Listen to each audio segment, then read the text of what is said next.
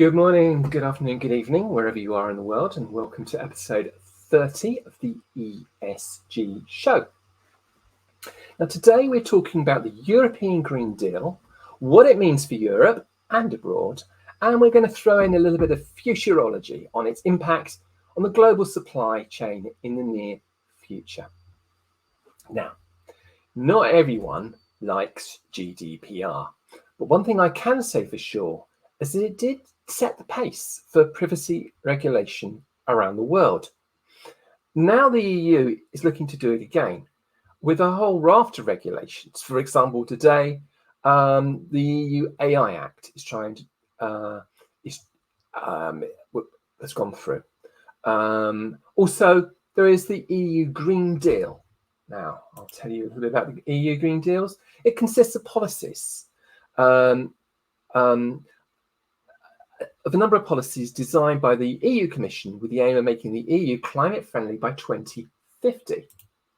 The EU Commission says 1/3 of the €1.8 trillion investment from the Next Generation EU Recovery Plan and the EU's 7-year budget will finance the European Green Deal. Then there's another piece of regulation. There's the Corporate Sustainability Reporting Directive. There's rather a lot of acronyms, but that's the way it is, I suppose.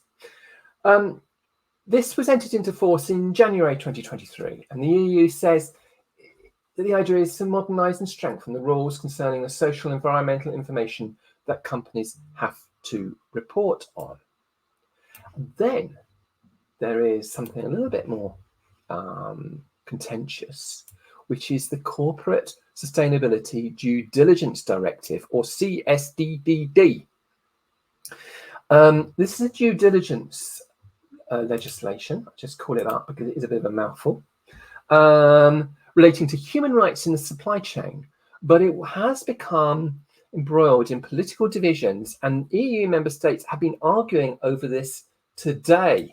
So we'll be giving you a little bit more information about that later in the show. But that is enough for me. I need some help with this week because this is some important topics, but a little bit above my head. So we've got 3 great guests today, all of whom are lawyers, and joining us on the show today is Maria. Hello, Maria. How are you today, and whereabouts are you? Hi, Michael. Thank you for having me. I am in Lisbon. Okay, very good. So Maria, can you help me with the pronunciation of your surname, Folque? Is that correct, or have I messed that up? Perfectly correct. Oh, how about that then? So Maria is a social innovation addict, and today she is partner and member of the advisory board of the Class of Wonders, an edtech focused on transforming the learning experience of youth all over the world, one classroom at a time, through innovative and inclusive educational hybrid solutions and gamification.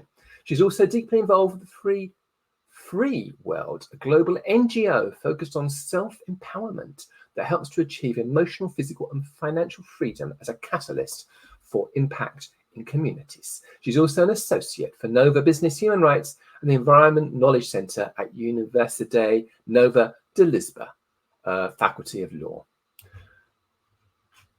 Let's get this image away. So Maria holds a bachelor's degree in law by Lisbon University. Is it Lisbon University? Is that how I would describe it? It's Nova University in Lisbon. Yeah. Okay. And a master's degree in global legal studies by Universidade Católica de Lisboa, a school of law, as well as executive training in leadership, corporate sustainability, and business and human rights, including the Corporate Social Responsibility Leadership course by Fordham University in New York, and having participated in the first edition of the Business and Human Rights Acceleration on behalf of Vieira de Almeida, an associate powered by United Nations Global Company Academy and Shift. Between February and June last year, she took a 6-month hand-on program activating companies participating in the UN Global Compact across industries and regions to help them move from commitment to action on human rights. due diligence process. Most of her professional experience and skills were developed during her 10 years as a lawyer at Vieira de Almeida and Associates, one of the leading independent law firms in Portugal, where she focused on legal advice and training to NGOs and social enterprise, as well as providing legal counselling to every company in their journey to enhance their impact and value creation in society and to become a human rights beacon, namely in the context of their value chain. She was a co-founder of the social economy and human rights practice area of the firm in 2018 and always deeply involved in the responsible business dimensions of the firm, including as a strategic advisor for Vasco Vieira de Almeida Corporate Foundation. She also supports, in a personal capacity, several NGOs in corporate governance matters, including by sitting in their government bodies. Before joining VDA, she worked at the Court of Justice of the European Union in Luxembourg, at the Spanish Permanent Mission to the United Nations in New York, and at the Director General for Competition of the European Commission in Brussels. So, Maria, you seem pretty well qualified to talk about our topics for today, especially a human right bend to it, which is particularly apt because of what's going on today. Now, you told me that you love to quote Edward Deming, who said, "Change is not necessary, survival is not mandatory. Change is not necessary, survival is not mandatory." So what does that mean? And why do you think that?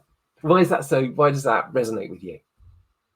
I think it's a very tricky statement. I think we live in a very tricky world, especially nowadays. You know, change is present, has always been present in our lives, but I think now more than ever. You mentioned the GPR earlier, and we are here to talk about the EU Green Deal and you know, the sustainability topic in general.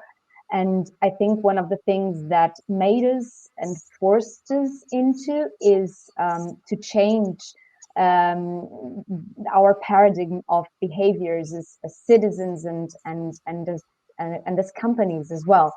And not all of us are comfortable with change. But unfortunately, if we want to survive, we need to accept change, and we need to be willing to change. And that is why that sentence resonates with me so much. It's a bit like Antonio Guterres said. I completely agree with him when he comments on climate change and sustainability nowadays. We have to decide on collective action or collective suicide. And I think this sentence says exactly that. You don't need to change. Survival is not mandatory. But if you want to survive individually and collectively, you need to change. You need to adapt. You need to accept that business as usual is no longer acceptable for the world to go on. Okay, thank you for that. So business as usual is no longer acceptable, and you've got to choose between collective action and collective suicide. That's the thing. What one should I choose? Collection action or collection suicide? I think I'll choose the collective action one. I think I'm not altogether keen on collective suicide. Doesn't sound too appealing to me. So let's cut to the chase now, shall we? Let's get into what we're talking about today. Can you outline what the Green Deal is all about? Sure. So the European Green Deal is the very ambitious European master plan launched in 2020 by the European Commission, with the aim of making the European Union climate neutral in 2050. How is the European Commission intend to do that?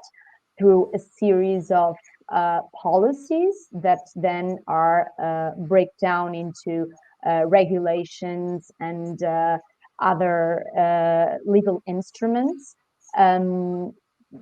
mainly designed for companies and other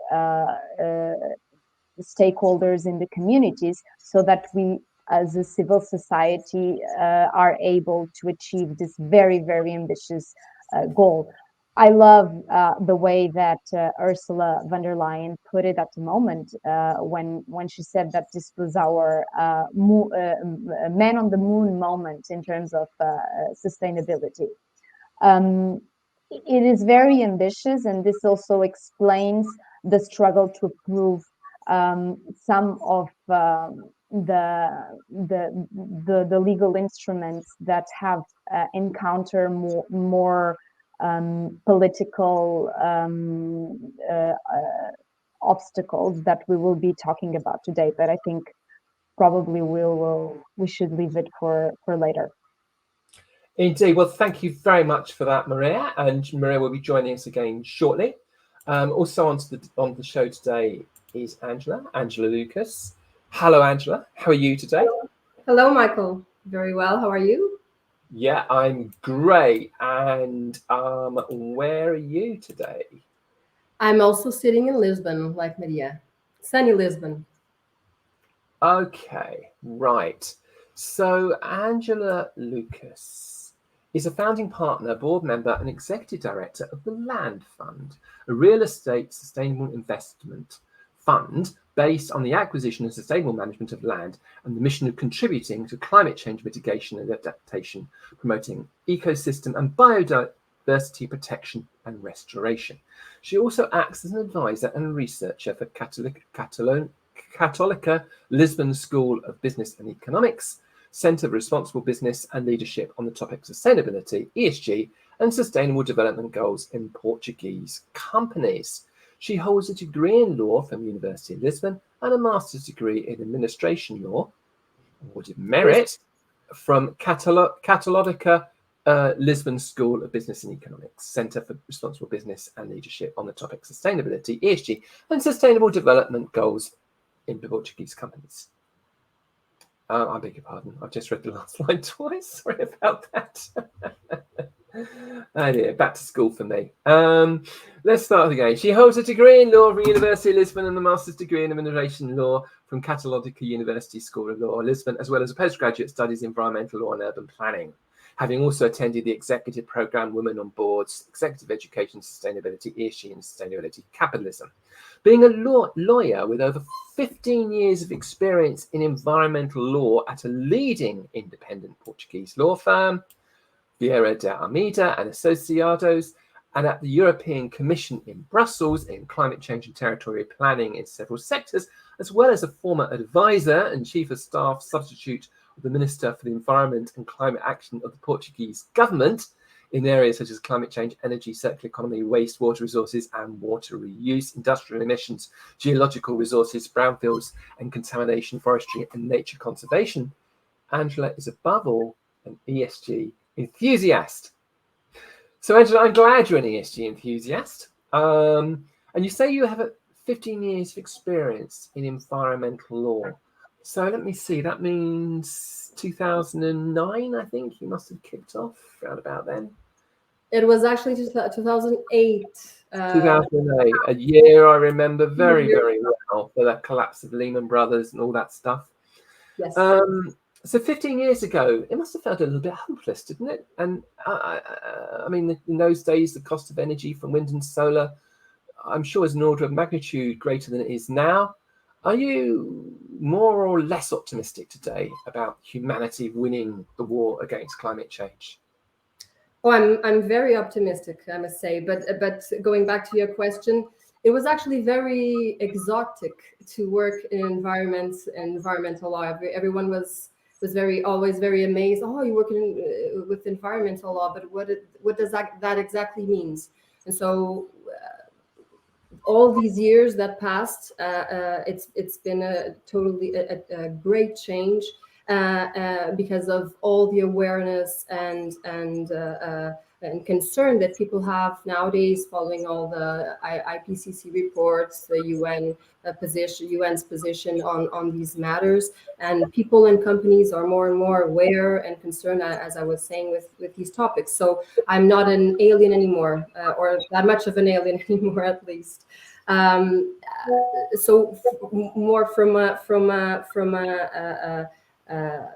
an European point of view, like Miri was saying, it's very interesting to see this European approach under the EU Green Deal and this paradigm shift that it brought.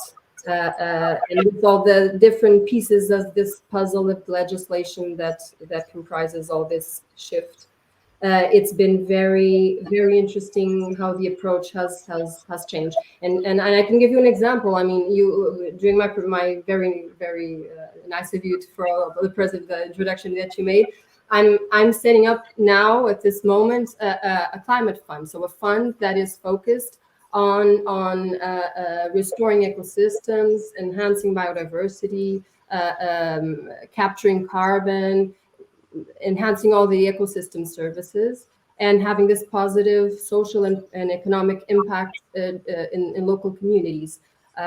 So basically, the main purpose and the aim of the fund is to tackle and contribute to tackling climate change and adapt the territory to climate change. So it's basically a financial vehicle for attracting and channeling financial resources to fight climate change. And this was, if it's still kind of exotic nowadays, imagine 15 years ago. So it's a complete different game. And in fact, I must say that other more academic point of view, that as you mentioned, I'm an advisor to at the Center for Responsible Business and Leadership at Católica Lisbon. And so we focus on sustainability on the corporate world. And we have an observatory on how the Portuguese companies are in terms of implementing the SDGs, the Sustainable Development Goals of the United Nations. And what we can see nowadays, comparing to a very different approach before, is that more and more companies are looking at sustainability not only from a compliance point of view, but from a strategic point of view. And I think this is a whole different ball game. So I'm very optimistic. Yes. All right, that's great. Thank you, Cristiano, for your comment. Great event. Thank you. Make comments like that all day long, and I'll be very happy. Can you just tell us a little bit? Don't go into too much detail, but a little bit about the Corporate Sustainability Reporting Directive, CSRD. CSRD, so Corporate Sustainability Reporting Directive. All the acronyms here in ESG and sustainability are a challenge, in fact. Okay, of course. So the CSRD sets a level playing field at the EU level for companies to report on sustainability. And so it was published in the end of 2022, and member states have until July this year, 2024, to actually transpose it into their national legislations. France and Romania have done it already. They were the front runners, let's say. So according to the directive, companies will have to report information according to specific sustainability reporting standards, which are in the verge. Some of them have been published, and others are to come. And these standards are based on the ESG factors, so environmental factors such as climate change, pollution, biodiversity, water resources, circular economy, basically the 6 main environmental objectives set by the EU. Social factors as well, human rights, working conditions, diversity and inclusion, and so on and so forth. And governance factors as well, business ethics, anti-corruption, and so on and so forth. So it's very important to note that under this new directive, both sustainability and financial reports are integrated into a single management report, which has to be independently audited.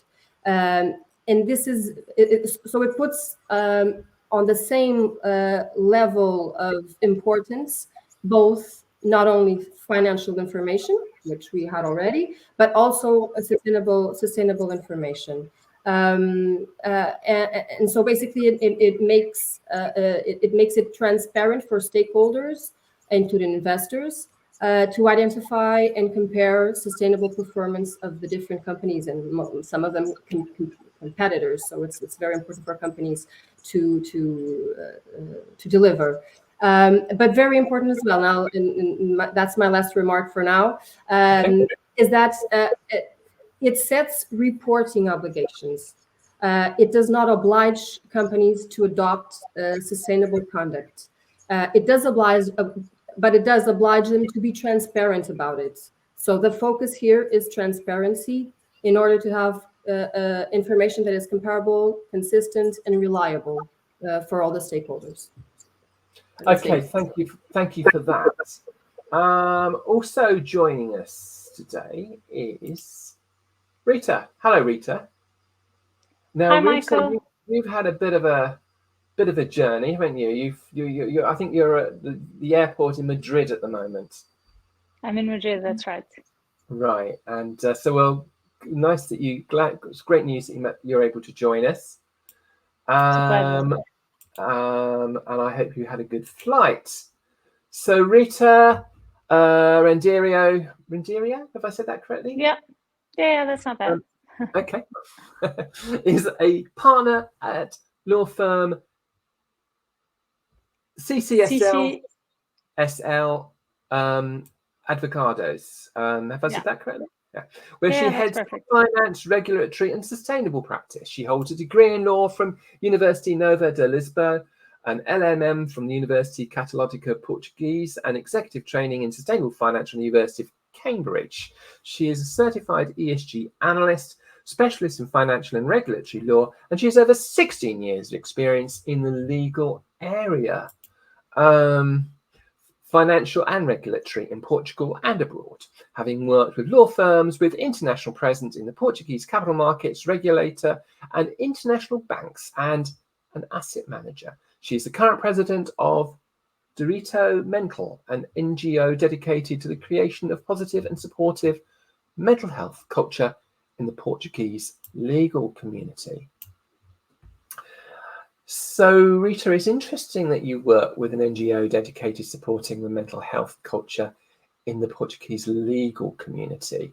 The topic of mental health of lawyers has come up before on the ESG show. I think we discussed it. I think it was episode 15.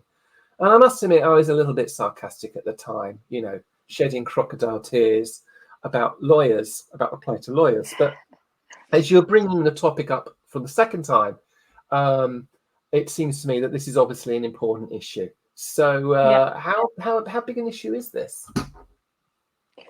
I think it's, I usually say that, we have a mental health like NGO for lawyers because we're lawyers. I'm sure there are, doctors and nurses and, fly crew who have similar problems. I don't think there are other professions which are equally demanding in terms of your mental health.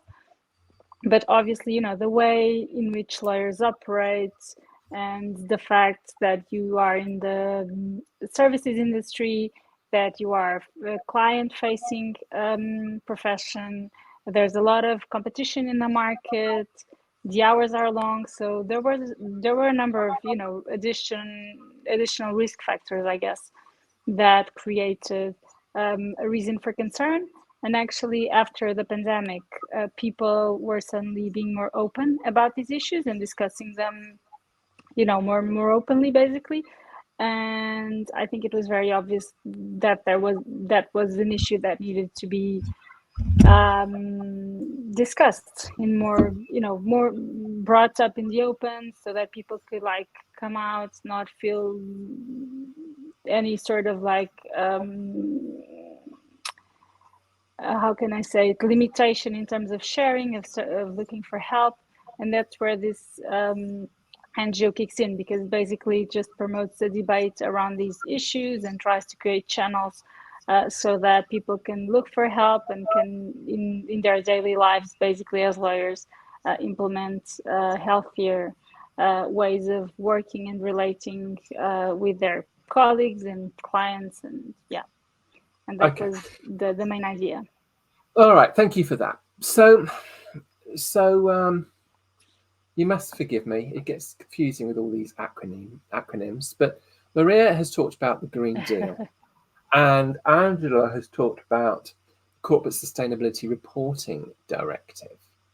I've got a question for you, which is that it seems to me there's two ways of looking at this. One way that the EU is shooting itself in the foot. It's sort of it's making life difficult for itself and for its organisations. The other way of looking at it is to say, actually, the EU is being quite is looking ahead. And if you see the requirement to, sustainability and social policies, I think there's a parallel here with disruptive technology. And the story of disruptive technology is that late adopters are the ones that fail, and that you've got to be there near the beginning. So from that point of view, the EU is ahead of the game. So where do you stand on that? Is the EU shooting itself in the foot, or is it being remarkably foresightful? Is it showing a lot of foresight? No, I don't think the EU is shooting itself in the foot. I do share Angela's view from before that we have to be optimistic, and we have to know that this is here to stay, and that obviously when you're an early adopter, you face the challenges are very, very important, and as you progress, obviously people are more prone to buy into your ideas and to consider that there needs to be change. As Maria said in the beginning, you do realize that it may be a survival issue, maybe not tomorrow, maybe not next year, but at a certain point in time. And we can see that, I think, in different things. First of all, because we've been seeing different countries and around the world adopting similar regulation. I'm not saying that the same political choices are being made everywhere, and they differ from jurisdiction to jurisdiction, but mostly there is certainly work being done in terms of implementing legislation and plans and targets that need to be complied with in order to do this sustainable transition that everyone, I think, believes is required and cannot be stopped. Now, obviously, the EU, I think, has been also clever in the way of doing it, because even though certain of the legislation we've discussed, and especially, my specialty, as you mentioned, is sustainable finance. I'm more of a finance person, but and I think that a lot of the challenges lie there. Europe has been ambitious in setting the tone of the legislation and the rules that we need to follow, but it's also been humble enough to review it and to adjust as we go, and we've seen that. Even the sustainable finance disclosure regulation that we'll discuss later has had just recently a very, very serious consultation for an amendment that goes to the heart of many of the rules that were initially implemented, and that people actually have just are just now starting to adapt. But I think in this there's a sign that we are willing to learn as we go and to adjust and to be, to basically assume that we don't know it all, that we think that this is the right path, but we don't pretend, or we don't have, we don't need to have all of the certainties. We just need to make sure that we're going in this direction, as you said. I think it's good to be an early adopter in this case. Okay. All right. Well, thank you very much for that, Rita. At this point, Maria and Angela will be joining us again. Angela's just off camera at the moment. Oh, she's coming back. There she is. Hello. Nice to have you all back. This is that part of the show when we have a look at some recent media coverage. And I'd like to start with you, Angela, if that's okay. And there was this article on Yahoo Money about BlackRock. BlackRock drops ESG approach for transition investing focus.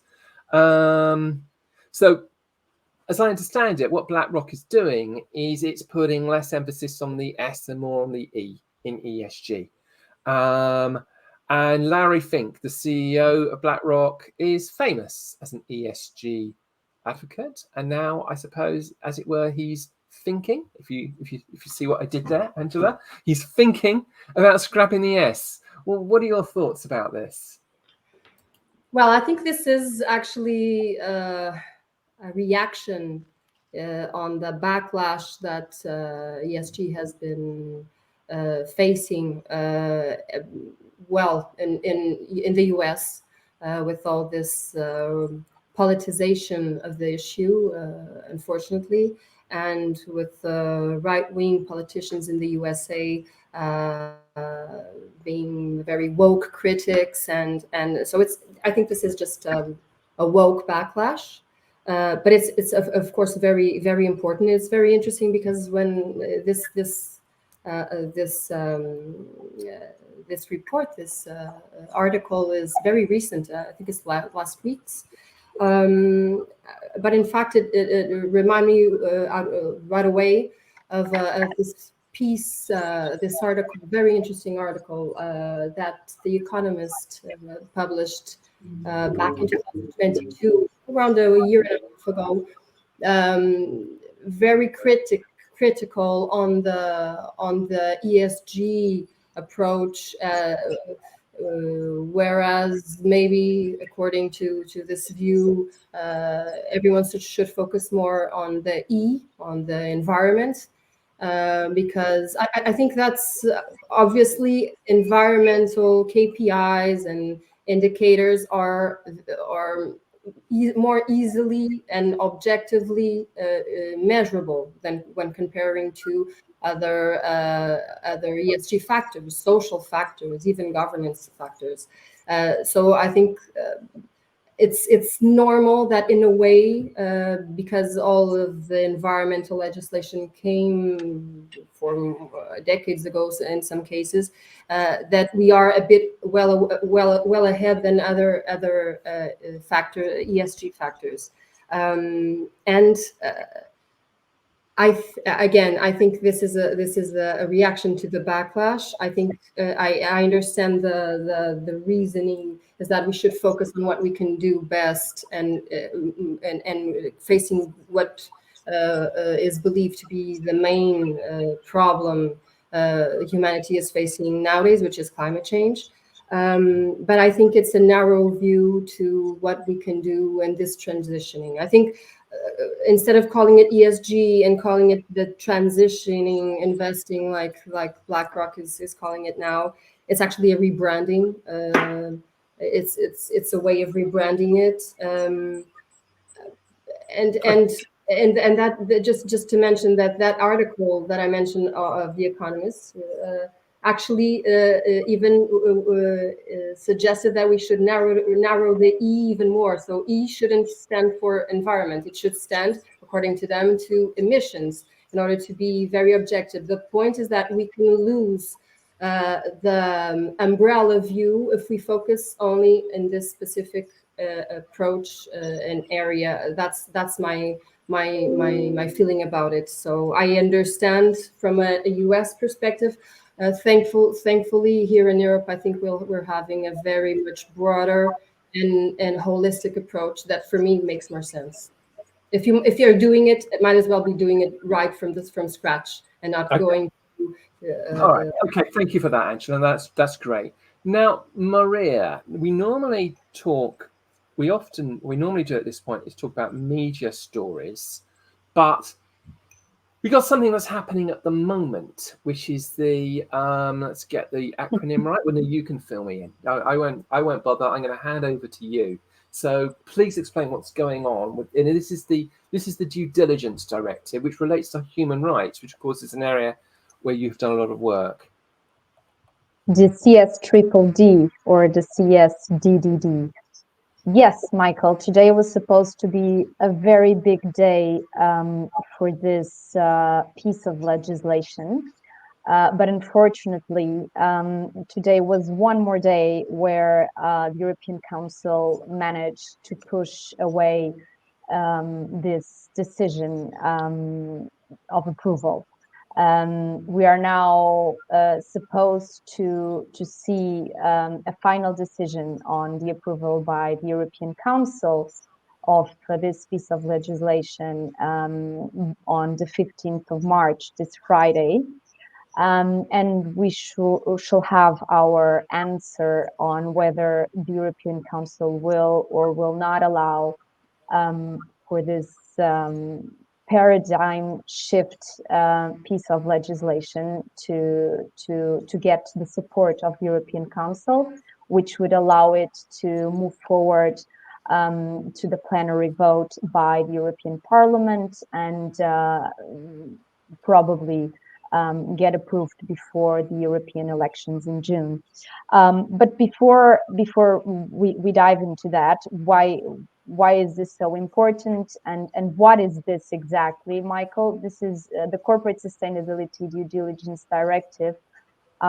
Is basically a piece of legislation that would impose on companies, not all of them, and the scope is something that has been much discussed lately and unfortunately reduced in order for this legislation to have a chance to get approved. But for the in-scope companies, they would have to approve human rights and environment internal due diligence processes. And this would mean they would be accountable for having human rights and environmental due diligence policies and processes in order to monitor and to monitor and compensate when there are violations of human rights and environmental violations that arise from their activities, not only arising from their own operations, but also in their value chain. And this is something that has been also subject to much discussion, because right now what we are considering is that only direct business relationships will have to be the of concern to the in-scope companies if this piece of legislation comes through. So this is an absolute paradigm shift. This is, of course, inspired in international legislation, namely the United Nations Guiding Principles and the OECD guidelines for multinational enterprises. So this is nothing new, and this is something that has been discussed in the political arena by the European Parliament, by the European Commission and the European Council for the last 4 years. And this is why it has been subject to such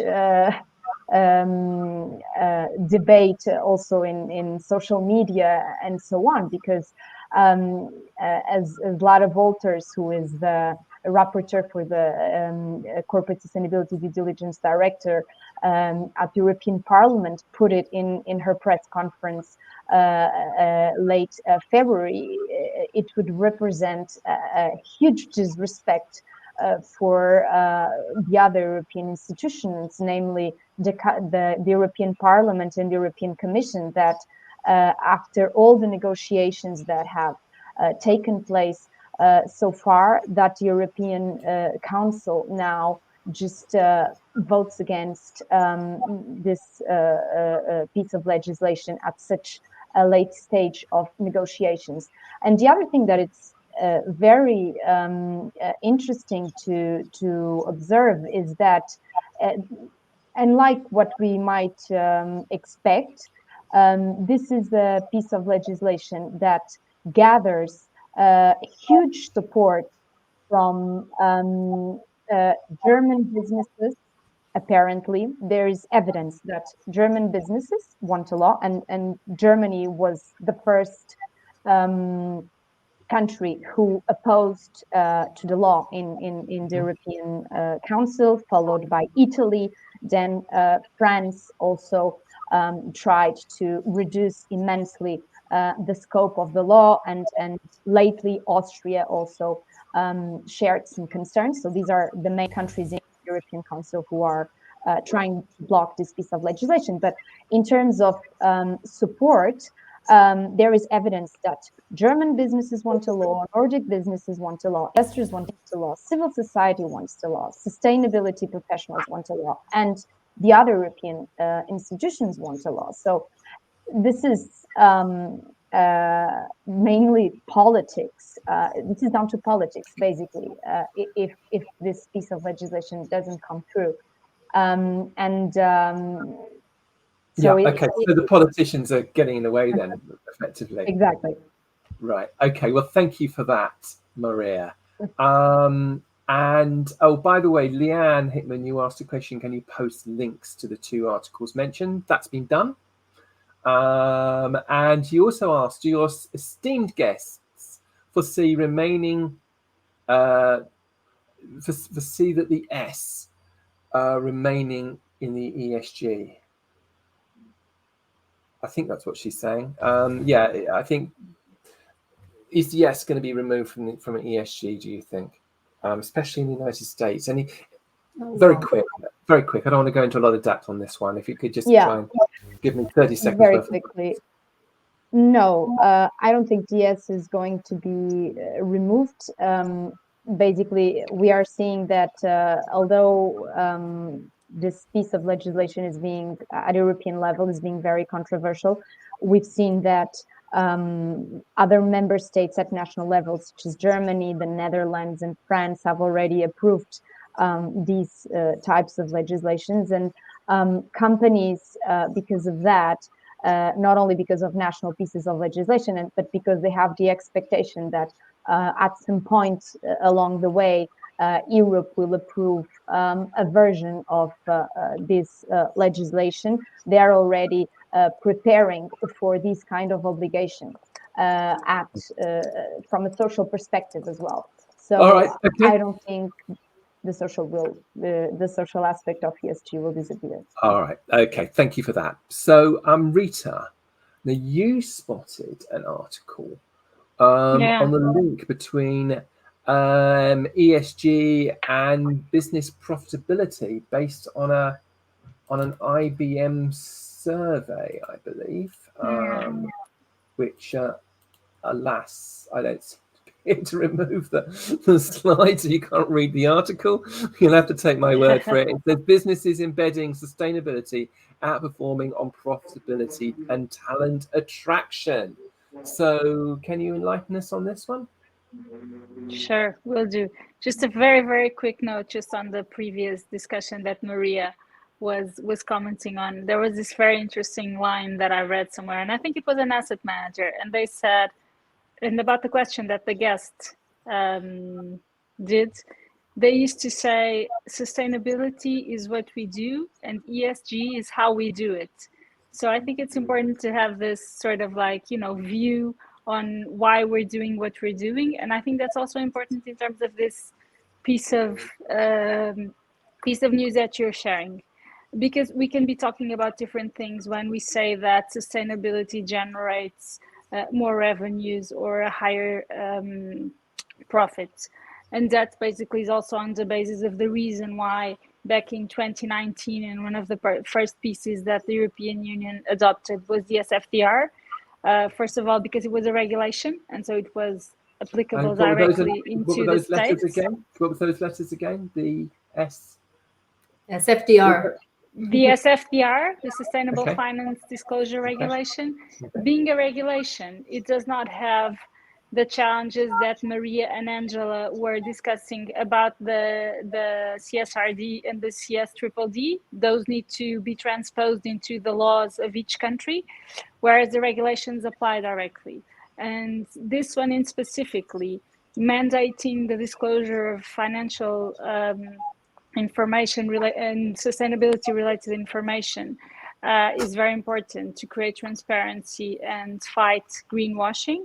And I think sometimes these types of studies, and I'm not saying that this is the case of the IBM study that we're commenting on, but we just need to know what are we talking about when we say that businesses that embed sustainability perform better. We need to know how they embed sustainability and if that's in a material way to their businesses, and if that's producing a positive outcome, for externally, for the stakeholders, for the community, or if it's just in terms of their own operations. And this is all important.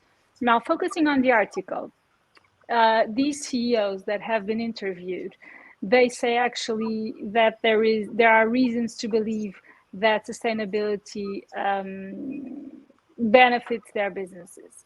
And this can have a number of reasons. It can be because it creates more engagement in relation to employees, for example, or clients. Because if you pollute less, for example, you're less prone to have to pay fines. And so there you have, less costs, so to say. Your reputation can be better. But importantly, in this article, these CEOs also flag that they do face important challenges in terms of delivering their sustainability strategies, being able to comply with them. So only, I think, less than 0.5% say that they can do it. And they also say that it's difficult to gather investment for sustainability objectives. So even in an article where the general punchline is, this pays off, this is good for business, you can see that there are difficulties. And that because I think the sustainability route requires patience. And not only patience, but also patience capital, which is not always the case.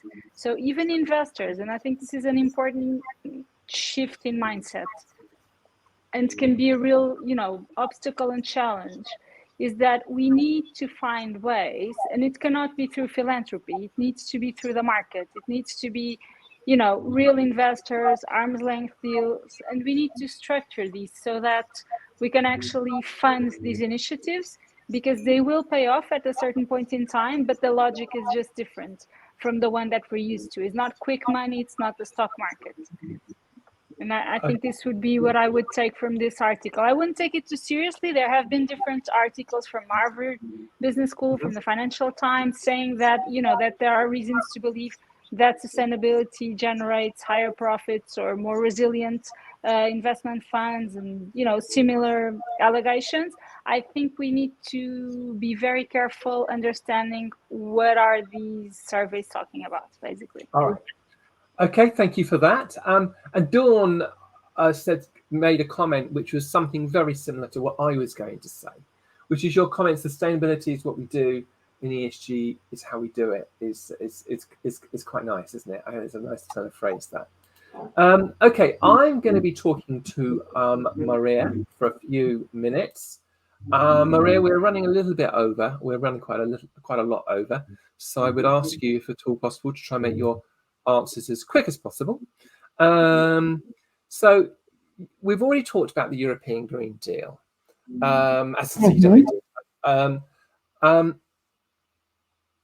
think what are the main legal pieces of the Green Deal legal puzzle, would you say? Well, Michael, the European Green Deal has many dimensions, I would say. Maybe I would focus in 3 of them that I think are particularly relevant. The first of one is Fit for 55, that I don't know if everyone is familiar with. Fit for 55 package is not a fitness package, is basically the European Union proposal for the EU to reach the EU's climate goal of reducing EU emissions by at least 55% by 2030. So this is a comprehensive package of policies with this aim. Then you have the farm to fork strategy, which is all about aiming to make food systems fair, healthy, and environmentally friendly. This is more of a strategy that has several axes. So you will have many dimensions, some focused at food loss and waste prevention, sustainable food production, sustainable food processing and distribution, and sustainable food consumption. And finally, I would also mention the Circular Economy Action Plan, which is the EU's Circular Action Plan for a cleaner and more competitive Europe. And again, this is also a very comprehensive plan that has been launched and adapted with different regulations and other pieces of legislation with this aim. Okay, so do you think that the rest of the world will follow suit? Or maybe some parts of the world are already ahead of the EU? I don't know. I think there is a global tendency. I'm especially proud of Europe because I don't think there is another part of the world that is leading the way in sustainability as Europe is. But maybe that's my European side speaking. But I'm very hopeful because I think there are signs in all over the world that show that this is a global tendency and it's not something that is only in Europe. Like, for example, to give you an example in terms of human rights, South Korea on September 1st last year, their lawmakers proposed a bill entitled the Act on Human Rights and Environment Protection for Sustainable Business Management that is very similar to our Corporate Sustainability Due Diligence Directive we are discussing here in Europe, with the same kind of obligations. We know that the USA Securities and Exchange Commission has approved also the mandate requiring public companies to annually report their greenhouse gas emissions and climate-related risks. And also the ESG regulations set out by China are now encouraging companies to disclose their sustainability-related information across 4 areas: governance, strategy, risk management, and metrics and targets. So I think we're seeing a little bit of legislation and regulation. So in the compliance area, a little bit around the world in these areas, pushing for companies to do a little bit of the right thing. So moving from a voluntary based approach to a more of a legal and compliance approach. Okay. All right. So what are the opportunities from this legal framework in terms of, creating value for stakeholders? What are the opportunities?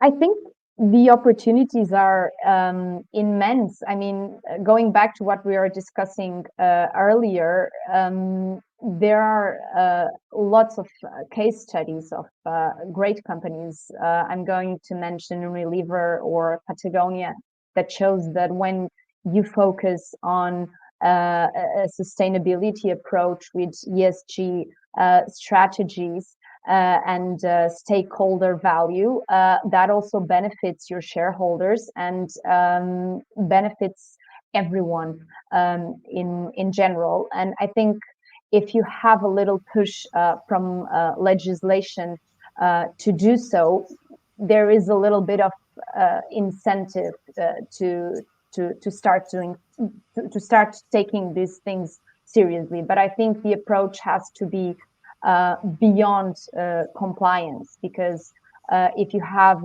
an only compliance approach, it's impossible to create to be in this mindset of stakeholder value creation, and then there's no really a win for all the stakeholders. All right. Okay. Thank you for that. So now I'm going to be talking briefly to Angela about the Corporate Sustainability Reporting Directive. I just call that up just to remind us all about it, because there are so many acronyms here that I think it's important that we You're right. that we get it written down. Yeah. So Angela,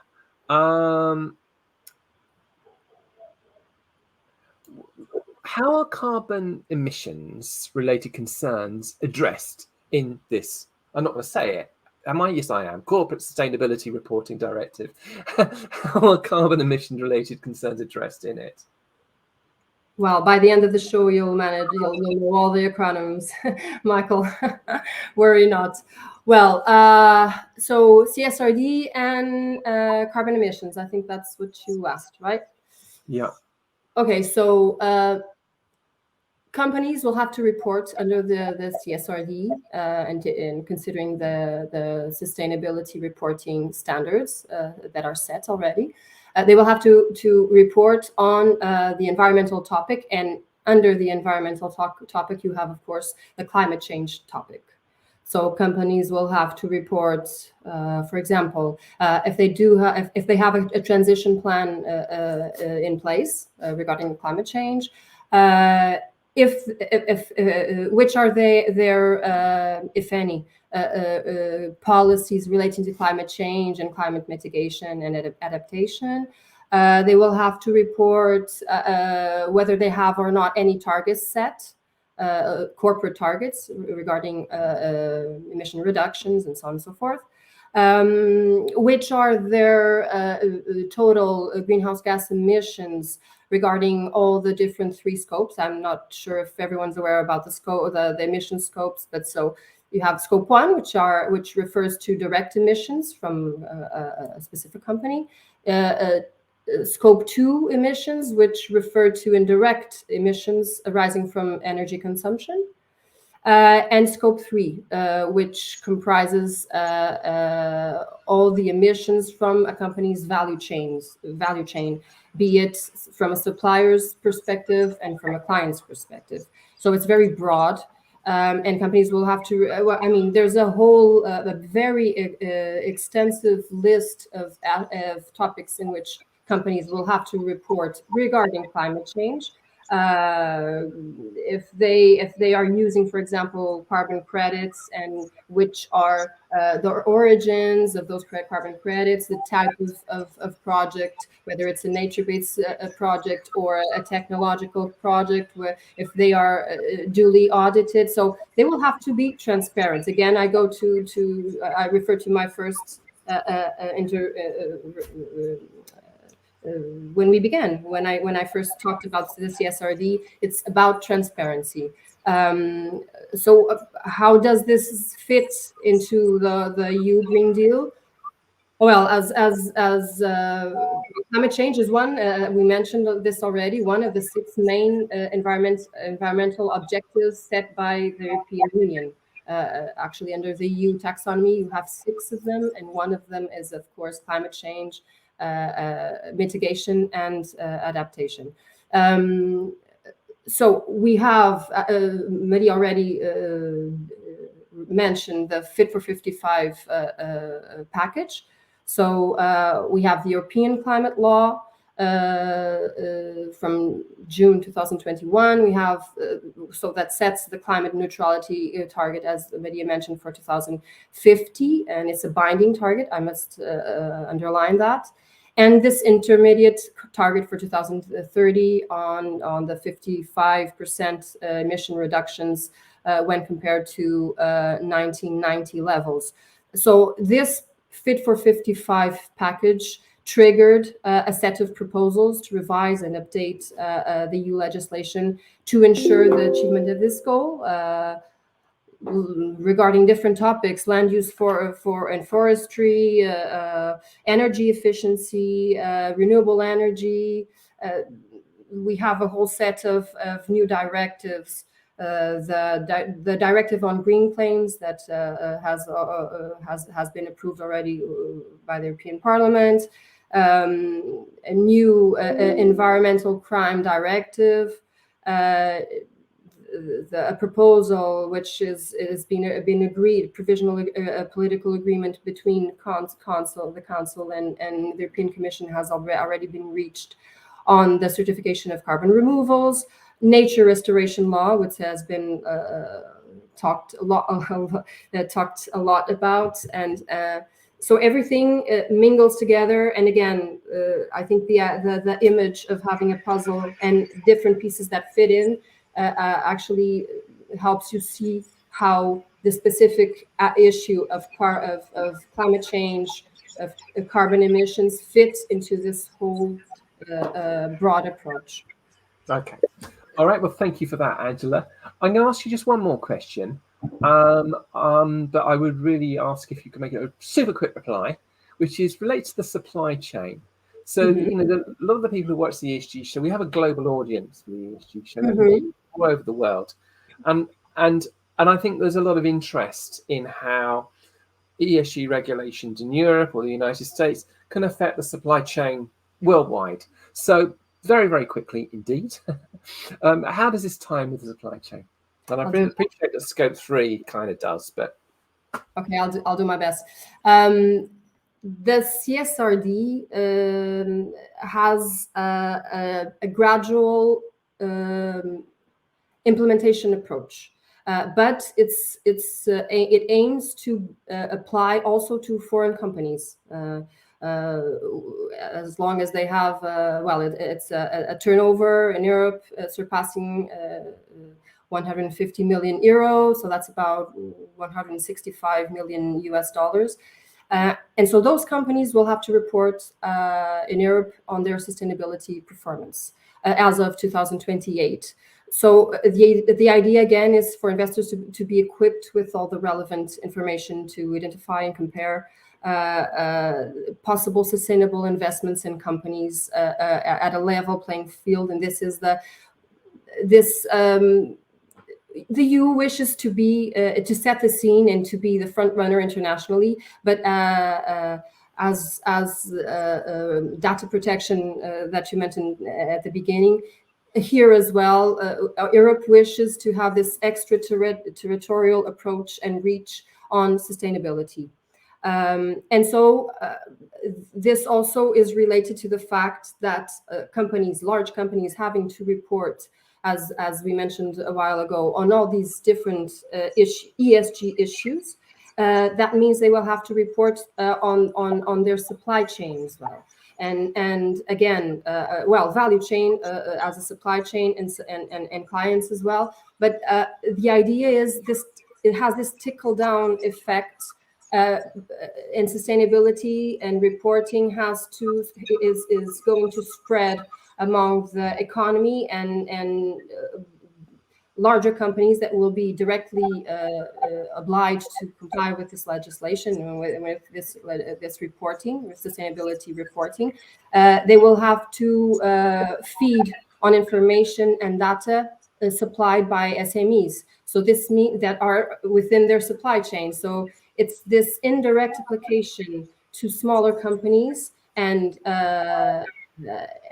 gradual that I think is the trigger to spreading through the value chain and internationally this European approach to sustainability, I would say. Okay. Fast. All right. Thank you for that, Angela. Now I'm going to be talking to Rita. We're going to be focusing on taxonomy. And Rita, I thought perhaps we could start to talk about the Sustainable Finance Regulation Directive. Sure. Can you say a few things about that? Sure. Yeah. Well, as discussed earlier, that was, I think, one of the first pieces of legislation that was introduced, and thankfully it was a regulation. So now this year of 2023 in June will be the second time that entities are reporting under that regulation. So it's now had, its fair amount of existence and of trial and error, basically. So much so that it's supposedly under review, or at least there was a public consultation at the end of last year to review it. Now, this is all very detailed. I'll just give you a, sort of like a overall description of what this regulation is about. What it does is that it creates an obligation for financial market participants, which includes fund managers, asset managers, pension funds, and financial advisors, to disclose information relating to sustainability in relation to the products that they market and in relation to their own activities and strategies as financial market participants, basically. This regulation has created some very interesting figures, such as the Article 8 and Article 9 products, which are products that either have sort of like consider sustainability aspects, which can be environmental or social if they're Article 8, and if they're Article 9, they have sustainability as their objective. The intention initially was just for this regulation to be a disclosure tool. So like Angela said before, in relation to the CSRD, it does not create an obligation for you to act in a sustainable manner or to manufacture sustainable products or to invest sustainably, but you do have to disclose information on how you do it. If you don't do it, you have to be very open about it.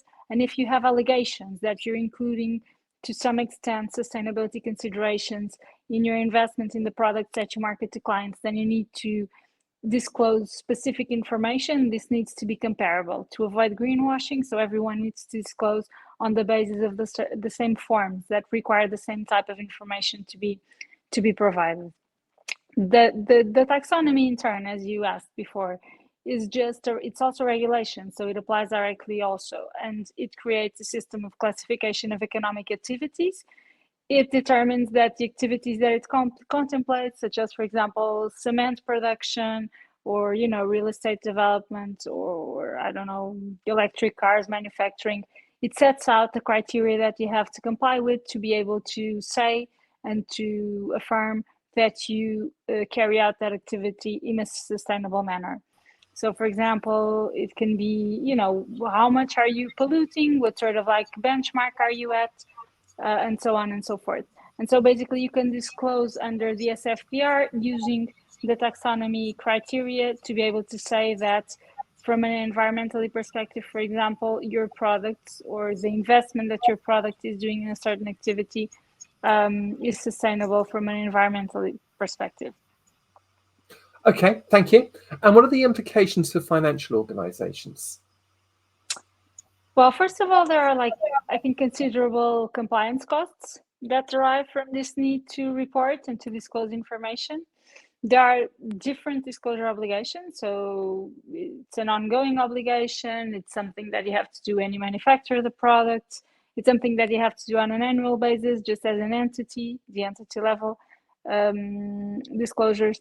And this creates an obligation. I think this is, to an extent, it's a good thing because it's been with us for 2 years and people have adapted. And so nowadays it just is something that whenever you look up for a fund, for example, that you want to buy, you will see that it has SFDR information and that all of the asset managers have SFDR information on their websites.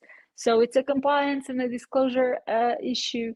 It helps investors evaluate products because they have access to the same type of information in relation to all of them. So it sort of tends to prevent greenwashing in the way that it's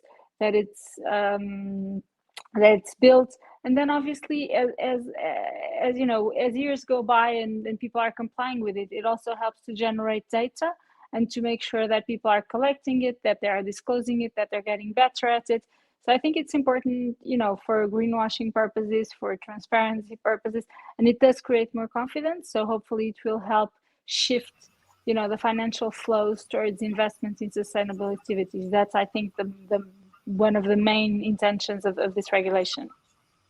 Okay, now, so I gather that, so this isn't so much about requiring sustainable investing, but it's more about transparency and the hope that will lead to more sustainable investing. Is that right? Yeah, that's absolutely right. I think the idea is it's about preventing greenwashing and false allegations and creating transparency and generating confidence. Basically, I think if you are in a market where you cannot compare products based on their sustainability allegations, then people just start, being suspicious that their money is not really flowing into the projects that they would hope it was flowing into. And so and there are preferences. We could talk about other pieces of legislation in terms of like the MiFID, for example, which is the Directive for Financial Intermediation, which also creates an obligation for you to ask your clients if they have sustainability preferences in relation to their investments. And this all ties in together. This all generates sort of like an ecosystem where you have on the one hand, like the financial players, you have clients, and you have the market, and you created tools to make sure that, as is the case with financial information, which obviously has some quality requirements and some already assumed and accepted harmonized norms, right? You can compare financials in different jurisdictions in relation to different companies. And I think this is what you're trying to do with sustainability information as well. And this does generate transparency and confidence, as you said. It makes it easier for investment to flow into these activities and companies. Okay, thank you for that. Now we're going to be rejoined by Angela and Maria, and we've got a few questions which I want to really run through quite quickly, if that's okay with you. I just wanted to talk about a couple of comments. Leanne Hickman, how is materiality and double materiality being incorporated in the Green Deal? The topic of double materiality often crops up. So does anyone have a go answering that question? I can go. Basically, the European approach is indeed focusing on this, and that's new on the international arena, both in the US and internationally. The standards that are being set always focus in a financial materiality approach, which means that it's an outside-in approach. Okay, how the thing is. The way they look at it is how do the different ESG factors impact financially my company and my activity. Whereas the European, from an European approach, it also considers this outside-in inflow, but it also focuses and considers the inside-out effects of my corporate activity. In those different so the effect on those different ESG factors from inside out. So it's this double materiality that is very innovative and a very holistic and integrated systemic, I would say, approach that we are seeing here, and it's the European approach, and it's different. Okay. All right. Thank you for that. Also, a nice comment from Duarte. Thank you for your comment. That was very appreciated. We do our best. Angela, can we do a little bit of futurology? I don't want to go into too much detail here because we are 25 minutes over. But please, can you get your crystal balls out and tell us what the future has in store?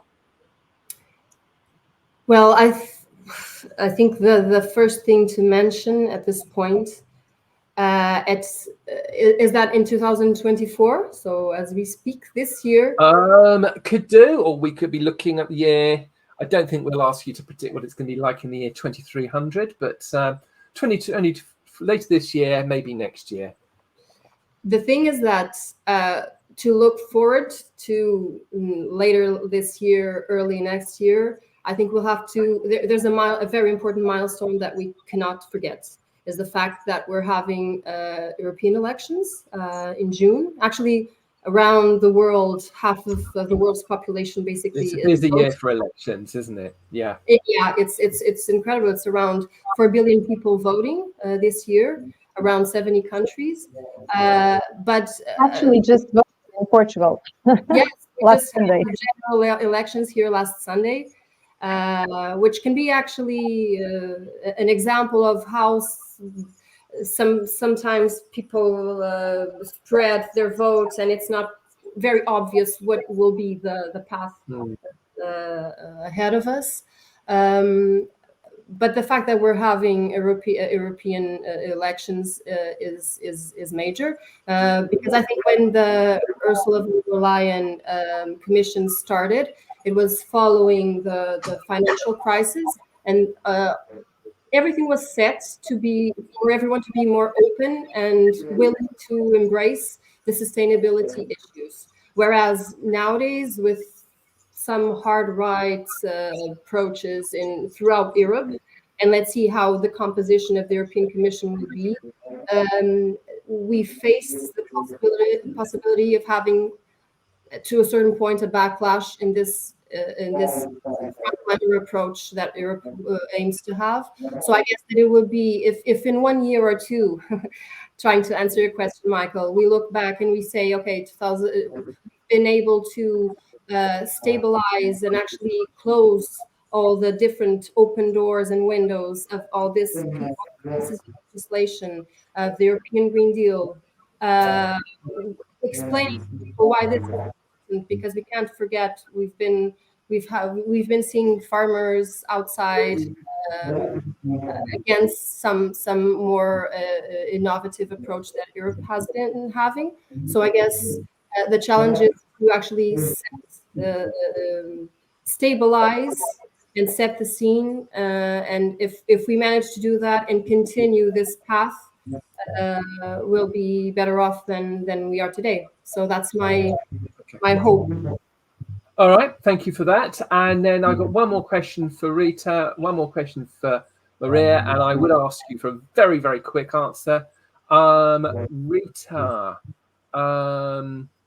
how do European initiatives we've discussed compare with what's going on in the United States? That's a tricky one. First of all, because the European ones are in the process of being reviewed. And then because I think the way in which traditionally the market is supervised in the US and in Europe is very different. Like, we take different approaches generally, even without sustainability. Like, we operate on the basis of lots of rules and, defined guidelines that we need to comply with, and lots of, delegated regulations and annexes and all of that. And I think the US has a more practical approach, obviously being a common law country, that also is expected and makes sense. But I think the way they will interact is basically, as I said, the EU will continue, and I hope it will continue to be very humble about this path, and so adjusting as it goes. As Angela said,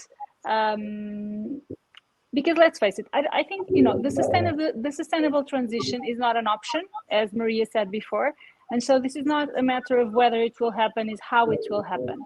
And this can happen in an organized manner, or if we get there and we weren't able to do it that way, it will just be in an abrupt manner that will have lots of costs and consequences for the world worldwide and for the economy worldwide.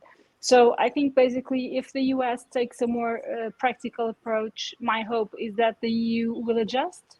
If for a period initially we have to focus on the and on the environment and even on emissions, just like Angela said, and if the US does that, and I think they have given some hints that they are ready to do that, then maybe Europe will follow suit. Okay. That's how I think things might play, but I think it depends hugely on how much we can do without being on the verge of having, serious events. But I think we're seeing that, and unfortunately, they're arriving sooner maybe than we expected. So we'll have to see. All right, thank you very much. And finally, Maria, one question for you. I'm rather hoping you can get your answer super quick, which is, can you get your binoculars out, and I want you to tell me about the entire planet. What does this mean for the supply chain around the world? Massive question, and I'm going to be really mean and give you 60 seconds to answer it. Okay, So I think the answer is really easy. We live in a global economy, which means we are all connected. A company in Portugal will have suppliers in Asia and all across the globe, actually.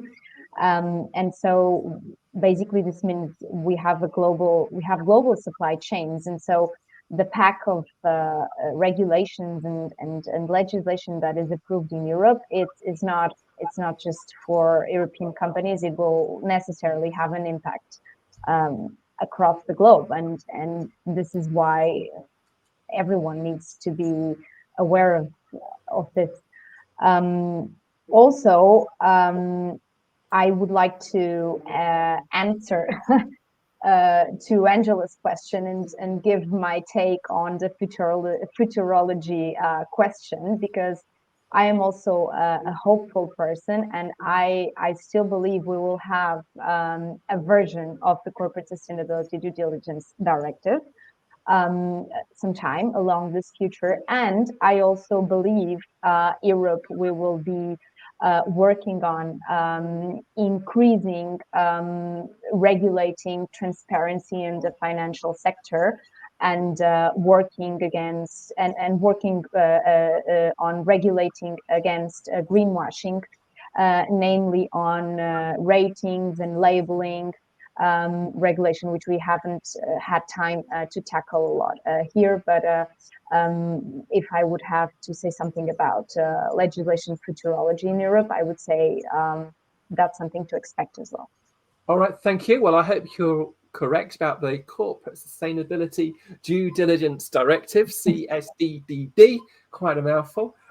Thank you all very much for joining me today, and thank you everyone for watching. And that's the end of today's ESG show. Thank you. A pleasure. Thank you so much.